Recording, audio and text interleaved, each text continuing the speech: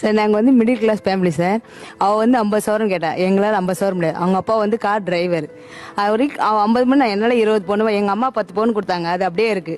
என்னால் 10 பவுன் 20 பவுன், எங்கள் அம்மா கொடுத்தது 10 பவுன் 30 பவுன் தான் என்னால் முடியும் சார். அது எப்படி சார் இல்லன்னு சொல்ல முடியும்? அதானே ஃபேக்ட், அதானே சொல்றாங்க. அண்ணன் பண்ணுவான் அண்ணன் சார். எப்படி பண்ணுவான்?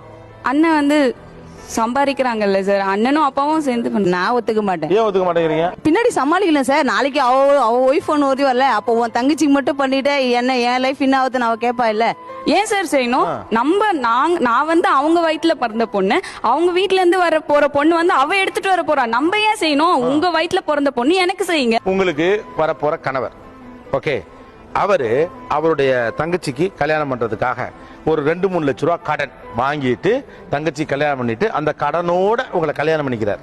ஓகே, உங்களுக்கு கடனை கடனை முடிச்சிட்டு வந்தா கல்யாணம் பண்ணி. ஓகே, அந்த கடனை முடிக்க 5 வருஷமாவது ஆகும். அதனால அவருக்கு 30 வயசுல கல்யாணம் பண்ண வேண்டியவர் 35 வயசுல கல்யாணம் பண்ணுவாரு. பாவம் இல்லையா? பாவம் தான். அவரே பாவம்னா உங்க அண்ணன் பாவம் இல்ல?